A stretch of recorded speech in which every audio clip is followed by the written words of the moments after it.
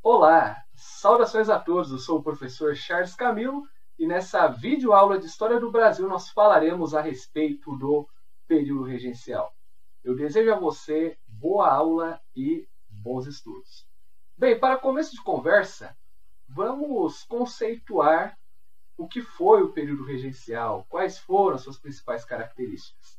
Bem, o período regencial foi o período da história do Brasil Império, que coincide com a abdicação de Dom Pedro I em 1831 e a ascensão de Dom Pedro de Alcântara, Dom Pedro II, ao trono no ano de 1840.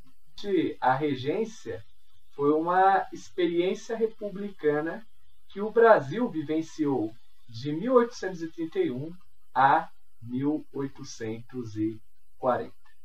Ok? É importante nós compreendermos que durante o período regencial ocorria, digamos assim, muitas revoltas populares, porque o povo, como era de se esperar, ele era deixado sempre em segundo plano por parte dos governantes. E outro ponto que nós podemos colocar também em discussão é justamente as disputas entre as elites políticas em relação ao poder. Dentro desse processo surgem grupos políticos, e esses grupos políticos eles tinham interesses antagônicos. O primeiro grupo que eu quero apresentar para vocês é o grupo dos restauradores ou caramurus. Então esse grupo ele era formado em grande parte pela aristocracia imperial, justamente com os funcionários públicos, aqueles que serviram fielmente Dom Pedro I durante o primeiro reinado. E esse grupo ele defendia a volta de Dom Pedro I para o Brasil e o seu restabelecimento como imperador do Brasil. O segundo grupo que nós temos é o grupo dos exaltados ou farroupilhas, que era formado pelos fazendeiros do sul, e esse grupo ligado principalmente aos exaltados era um grupo que defendia o fim do império e a implantação da república como forma de governo. Só que é importante nós compreendermos que dentro do grupo dos exaltados ou farroupilhas, alguns eram a favor do trabalho livre assalariado. Outros já eram tipicamente defensores do trabalho escravo africano. O terceiro grupo em questão era o grupo dos moderados. Então, certamente, os moderados, eles defendiam a monarquia, eles defendiam a manutenção do status quo.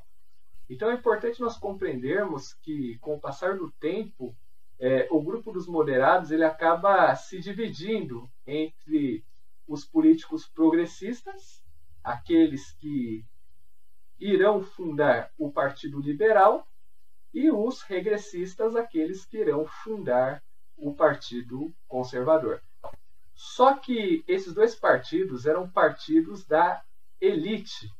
Não existia um partido que representasse os interesses das massas. Então, certamente, podemos dizer que não existia uma diferença entre liberal e conservador. Os dois partidos eles tinham apenas fome de poder. O período regencial é uma fase da história do Brasil no qual o poder político ele foi dividido 3 vezes. Como assim, professor, 3 vezes? Vamos lá. Bem, primeiro, quando iniciou-se o período regencial, ocorreu a chamada regência trina provisória. Então, geralmente, como a maioria dos deputados imperiais estavam nas suas respectivas províncias, foi organizada uma regência emergencial. Essa regência emergencial ela ficou conhecida como regência trina provisória. Ela foi de abril a junho de 1831. Essa regência ela era liderada pelos senadores José Joaquim Carneiro de Campos, Nicolau de Campos Vergueiro e pelo brigadeiro Francisco de Lima e Silva. De 1831 a 1835, nós temos a regência trina permanente. Essa regência trina permanente ela foi composta por Francisco de Lima e Silva, o brigadeiro, João Braulio Muniz e José da Costa Carvalho. No ano de 1835 é organizada uma nova eleição e nessa eleição é escolhido o padre Diogo Antônio Feijó. A regência de Diogo Antônio Feijó foi uma regência una, ou seja, só Diogo Antônio Feijó exercia o poder. Ele não compartilhava o poder com mais dois representantes como era antigamente. Durante a regência una de Feijó, foi o período em que houve muitas revoltas no Brasil. A maioria das revoltas regenciais, que nós iremos estudar cada uma delas de forma separada para facilitar o entendimento de vocês, elas começam a eclodirem durante esse processo.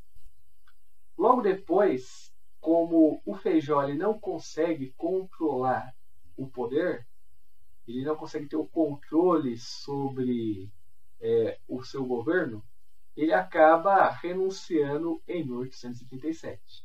Aí já no ano de 1837, assume Pedro de Araújo Lima Ribeiro, Visconde de Olinda, membro do Partido Conservador, rico proprietário rural, e o governo dele foi caracterizado simplesmente pela repressão às revoltas e justamente pelo seu principal destaque foi justamente a campanha pela defesa da unidade territorial do Brasil.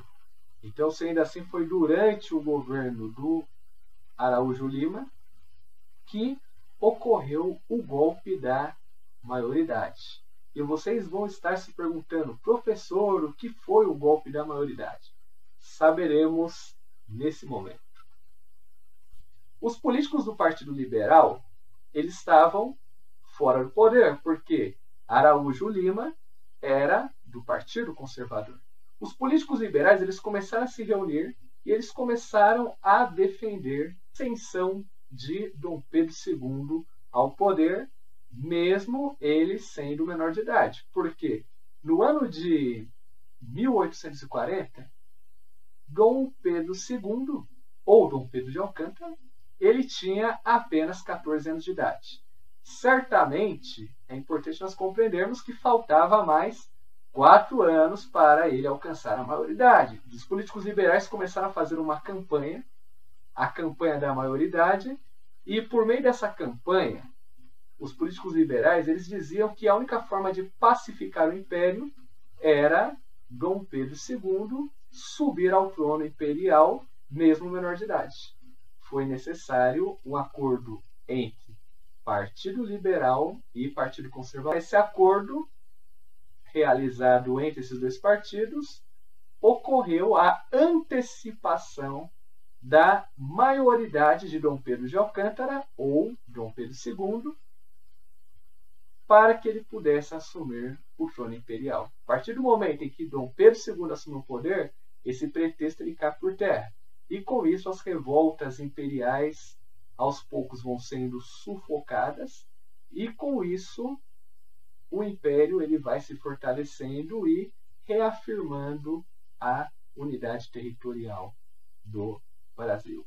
O golpe da maioridade foi a antecipação da maioridade de Dom Pedro II. Por aqui eu encerro essa videoaula. Eu espero que vocês tenham gostado e até o próximo episódio.